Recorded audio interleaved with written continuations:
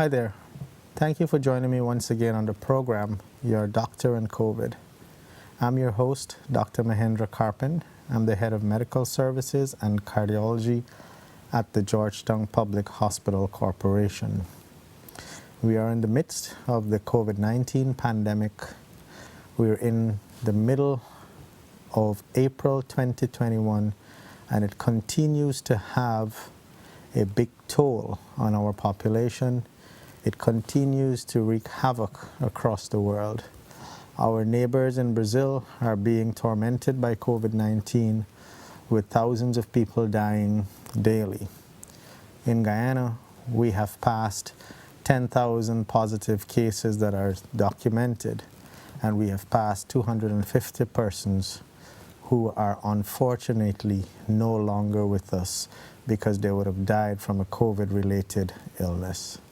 Remember, if you have any questions or comments, please feel free to send a WhatsApp message to 620-6275 or send an email to docandcovid@gmail.com. I'm wearing my mask today as we talk, and it's covering both my nose and mouth. This is the correct way for you to continue to wear your mask.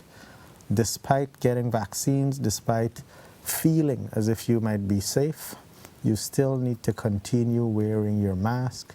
You still need to continue sanitizing your hands, washing your hands, and you still need to maintain the safe practice of social distancing. I will take this mask off as we continue our conversation because no one is close to me and I'm not at risk, and I'm not putting anyone else at risk.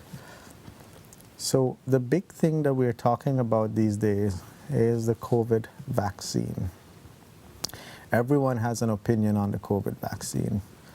Everyone has some kind of concern or no concern or just a lot of hesitation.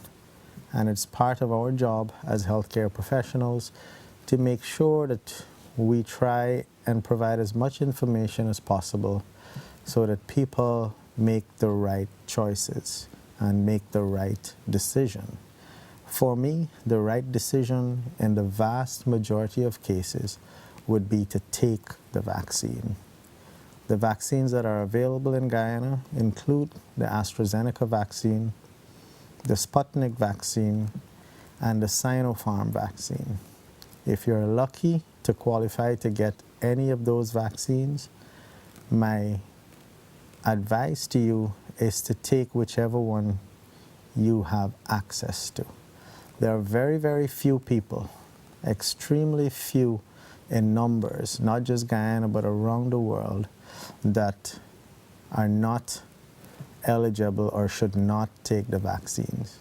And these are people who have a history of severe allergic reactions to vaccines, or if they have a known severe allergic reaction to any component in these vaccines. And those are the only people who should not take the vaccine. If you have allergies to something else and the allergy is just some itching or some sniffles, that is not a reason for you to absolutely not take the vaccine. The only absolute reason for not taking the vaccine is if you have severe allergies. And when we talk about severe allergies, we're talking about persons who react in such a way that they can't breathe, that they need to get to the emergency room as soon as possible, that they needed to be admitted because of an allergic reaction, that they needed to have emergency adrenaline injections. These are the kinds of things, but especially those who needed help breathing because of an allergic reaction. That is the main reason for people not taking the vaccine.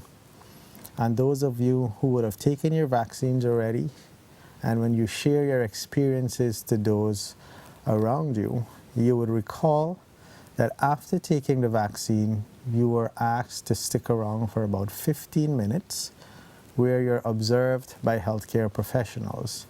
And that observation is basically to document and to check to see if you develop any of these severe allergies. And if you are to develop severe allergies, it usually happens within that first 15 minutes.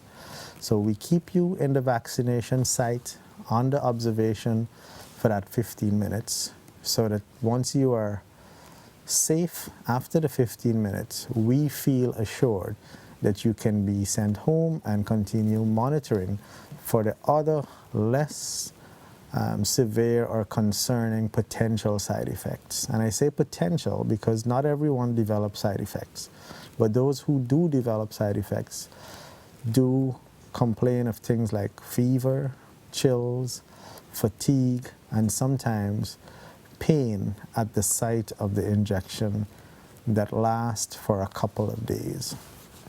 These are all things that have been described. These are common in vaccine injections, and you can use Panadol, Tylenol, paracetamol, over-the-counter medications essentially to treat yourself, treat your friends and family who have these types of side effects from the COVID-19 vaccine. We started out using the AstraZeneca vaccine in Guyana as our first available vaccine. But so far we have also gotten the Chinese Sinopharm and we have gotten the Russian Sputnik vaccine. I believe we have passed 60,000 persons being vaccinated already. And so far we have no reports of any major adverse side effects. No reports. None of our persons or patients have developed any blood clots that we know of. They have not come to hospital after receiving the injections complaining of these types of severe problems. That same thing is true across the Caribbean. Many of the Caribbean countries have started out their vaccination programs using the AstraZeneca vaccine. And so far, none of the territories, no country, has reported any major recurring side effects. None of them have reported any of the patients or any residents or citizens developing blood clots. And that's an encouraging thing. It's reassuring to us because we see in the news, we read about cases of blood clots, we read about all kinds of weird and rare side effects that cause people to become fearful. But if you think about every medicine that you take, everything has some potential side effect. And we have to weigh the risks versus the benefits to know if this is worthwhile doing, if medicines are worthwhile taking, and if you should not take them. In the case of the vaccines, all indications, all evidence point that the benefits far outweigh the risk. And what is the main benefit? There is 100% reduction in death and severe COVID-19 infection in persons who have taken vaccines. And that is very important to know because it is not just in one vaccine, but all of the vaccines that are currently available across the world. The universal finding and consensus among them all is that all of them are highly effective in preventing severe COVID and in preventing death from COVID. What do we mean by severe COVID? Essentially, it keeps you out of hospital, it keeps you out of ICU, it keeps you away from being ventilated, being put on a ventilator where the machine breathes for you. Because being admitted to hospital, even if you come out well, being in a hospital environment by itself has its own risks for people. You can go in hospital for one thing and then you can pick up other kinds of infections. And a lot of people have some kind of mental effects that follow them after they're discharged from hospital. If you can imagine people with COVID-19 being admitted to hospital, they are unsure if they will survive. And that is a huge thing that weighs on people's mind. So being admitted to hospital with a diagnosis of COVID-19 is a very frightening thing to people. And so just being in the hospital, being sick enough to be in the hospital, has a very dangerous effect on people's mental status. A lot of people become depressed. A lot of them become anxious, emotionally unstable.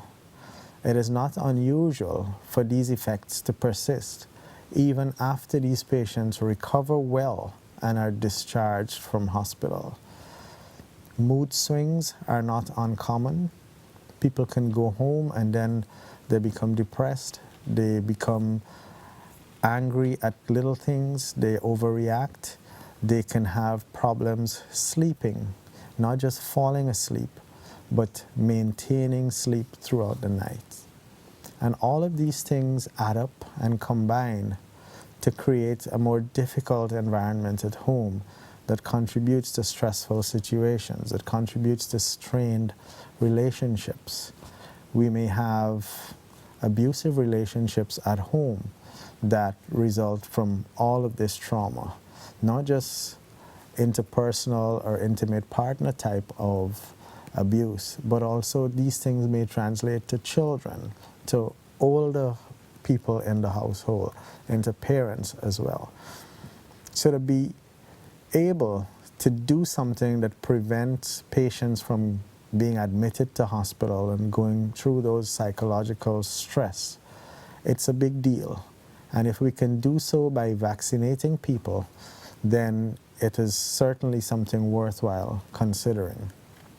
Now, one of the important things to note that even though you get the vaccine, it is still important, still recommended for you to wear your mask, to sanitize and wash your hands frequently, as well as to maintain social distancing. Now, people are asking, well, if you get the vaccine, why do you still need to do all of these things?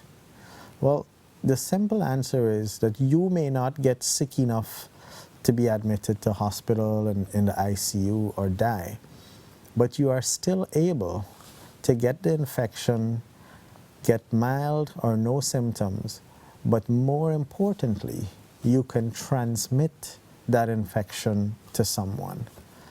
And you don't know who that person might be. It might be an elderly uncle or aunt. It could be an elderly or a sick parent, or it could be a vulnerable co-worker, people you come in contact with on a daily basis, and some closer than others. So it is not just to protect yourself that we recommend that you take these precautions, but it is for you to protect the community in which you live and interact. Because we all have a responsibility, not just to ourselves, but to our families, to those around us, to the people that we encounter on a day-to-day basis. The people we see in supermarkets, in the markets, people we see in workplaces, persons we travel together with in public transportation. These are all part of our circle, some temporary, some more long-term. And we are obligated to do what we can to protect each other. Vaccine is one step, and it's mainly to protect yourself. So far, there is some limited evidence that vaccine reduce the spread from person to person, but there are large trials that are ongoing that the results will become available in the near future, that we can say with certainty whether or not these vaccines prevent transmission from persons to persons. But the other measures that we recommend, things like wearing the mask, sanitization, washing hands, and social distancing, those are there mainly to protect people around you, the vulnerable among us, persons you come in contact with on a regular basis. So it is still important that even though you get your vaccine, that you continue to take all of these safety measures and precautions that are recommended. So thank you once again for joining me. And to our viewers and listeners, remember, if you have any questions or comments, please feel free to send a WhatsApp message to 620-6275 or send an email to docandcovid@gmail.com. Thanks again.